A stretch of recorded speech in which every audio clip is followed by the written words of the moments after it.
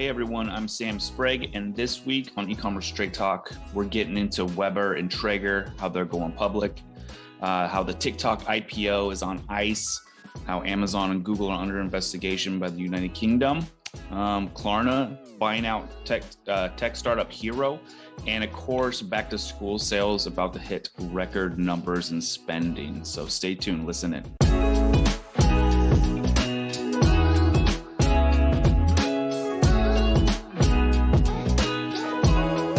All right, so welcome to episode 9 of Ecommerce Straight Talk, where we're going to be talking a little bit more about conversational e-commerce and then, of course, back to school. So Ida, go ahead and take it away with the first topic. Yeah, you got it. So 2 grill makers, 1 mass market and 1 high tech, recently filed to go public after our first post-pandemic 4th of July, with Weber holding 23% of the grill market and Traeger, the younger rival, gaining traction. What are the 2 major differences in brand that we can kind of take away and learn from? Okay, so this is pretty cool to see that they both have pushed to go public. I like how they waited for after the holiday to do that. So basically you have 2 different kinds of brands here. You have Weber, which is like the older, more traditional brand, right? It's been around, even prior to the 50s. And it's crazy to me that I didn't even know that they only hold 23% of the grill market. I would have figured they hold a lot more than that. So a more stable brand and how they treat things and how they go after things. Obviously, they're all coming out with their same version of what Traeger is with the wood pellet grills. But Traeger has done something a little bit different than all of them. And that is that they've built a community around people who own Traegers, right? And that's really the best way to go if you're a new company trying to make, get headway in the market, especially a market like this where, like we're saying, Weber holds so much of the market. So it's interesting to see that both go live at the same time. I imagine there's a little bit of competition going on there. But really, when we look at their brands, the 2 totally different kinds of brands and how they go about it. And not only that, but the people that they market to as well. Where Weber is more of your day-to-day, every man's kind of griller, and Traeger is more specific, right? Like I have a Traeger, but I use it for specific things as well as just a regular old barbecue, right? I don't use my Traeger for just barbecuing because it takes a lot of time. You got to prep everything the right way. Pizzas in those things. You can. Now I've never cooked a pizza in there. Lots of ribs. I'm huge on ribs. But yeah, it's pretty interesting to see these 2 different brands going at it.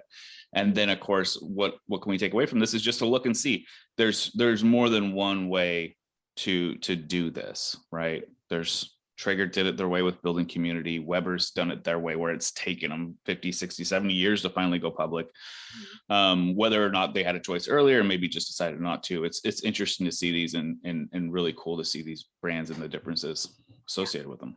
Do you think it was tactical the way that they both went right after 4th of July? What's your thought there?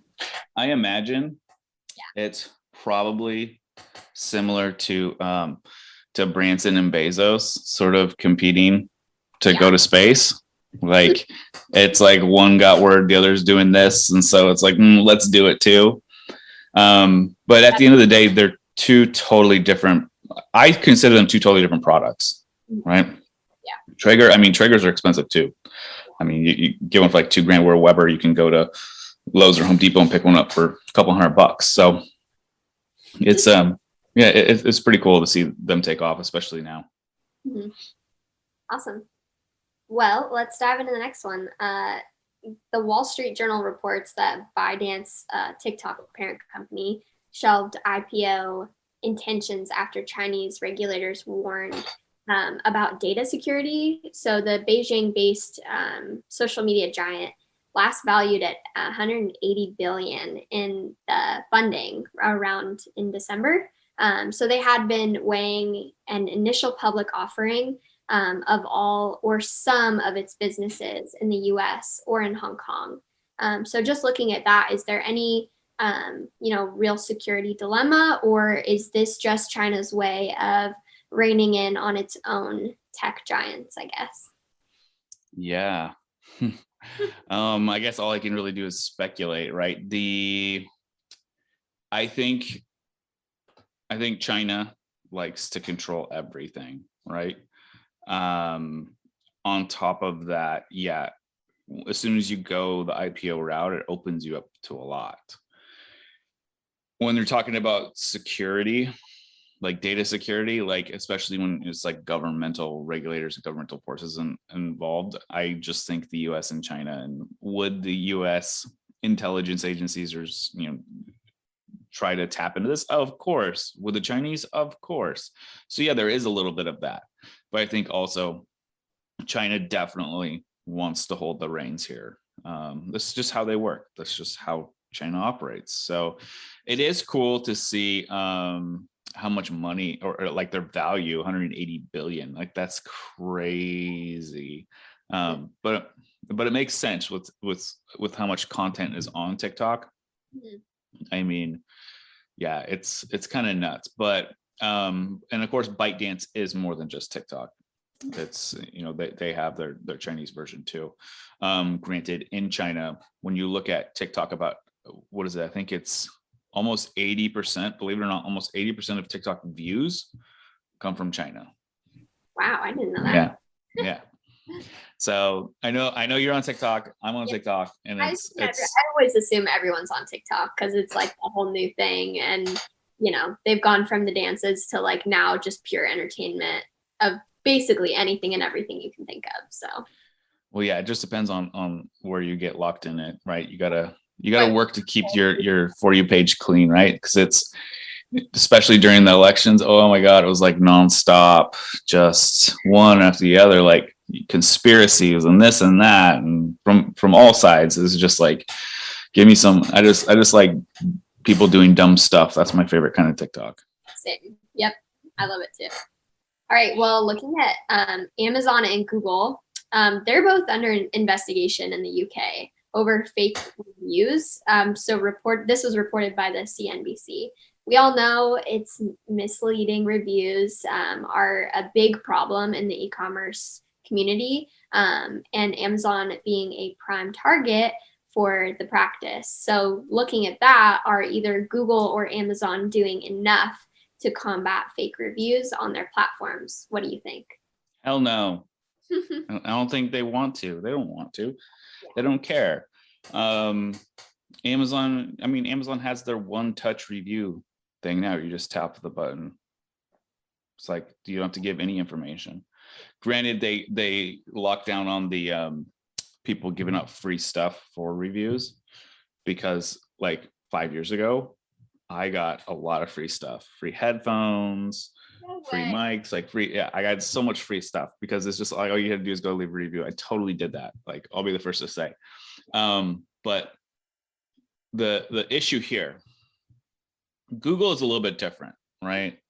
Google, I don't think Google really cares. There is a certain aspect of it where if they see too many, like for example, go back to TikTok. You make a TikTok video about a company you work for or a company you did business with, and everyone hates them, and they go on and leave really bad reviews, right? They'll go like just 100,000 people come and leave bad reviews. Google will automatically, throw up the red flag and be like, what's going on here, and investigate it before they accept those reviews. Granted, I don't know the numbers for Google and people making purchases on products based on reviews. I know it's big. I know it's a big factor in purchase behaviors, but I don't think it's as big as Amazon, where it's ridiculous. But Amazon doesn't care because, and this is just from experience. We work with brands who have exclusivity. Literally, Amazon saying you have exclusive rights to your kinds of products on our platform. No one else can have those. Baloney, right? Like we would get attacked by other companies overseas just recreating these products and literally stealing our imagery and using our images. And you reach out to Amazon and it's like, Yeah, we'll get to it when we get to it. The thing about it is when you look at the macro picture, a huge percentage of Amazon's business comes from this sort of black market distribution of fake products and fake reviews and all this stuff. So Amazon makes a lot of money off of this. So why would they want to stop it? Yeah. They don't care. And what? So UK, United Kingdom's going to investigate them, maybe even give them a fine. It's worth it. Yeah. They'll deal with that. So they're not doing anything to combat fake reviews. There you go. You heard it here first. All right. So looking at Klarna, buys Hero, an eComm tech startup. So Hero connects online shoppers with retail employees via text, videos, and viral chat rooms through its app. So Klarna is attempting to increase customer service as well as offer a new service to its partners. So in terms of this, is this the future of brand personalities, content creation, and customer service? Is this something that we're going to continue on and see more of? What do you think? Yeah, I think Klarna is moving fast and I like it. Right. Just like grow big fast. Like that seems to be their motto. And with 250,000 partners already, it's like, how can we continue to grow? They've sort of, I wouldn't say they've hit the limit because obviously there's more brands that could use them, but I think they've sort of probably started hitting diminishing returns on acquisition of new partners. So how do you continue to grow? How can you increase revenue streams? Let's look at the future and see where that's going.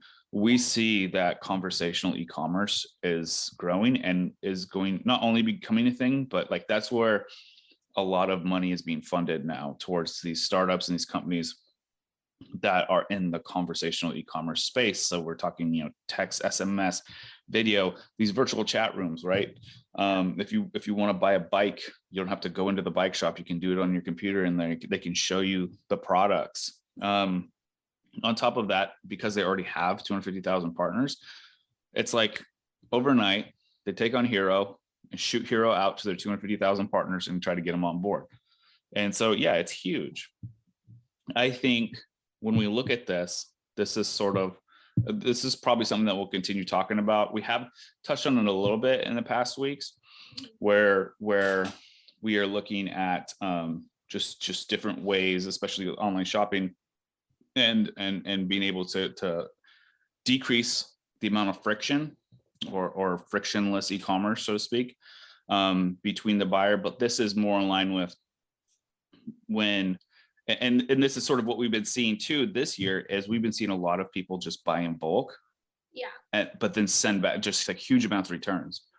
So some brands are seeing 30 to 50% of returns because someone will go spend $1,000 on clothes, but they only want a couple things and they'll return everything else because they know that it's free returns.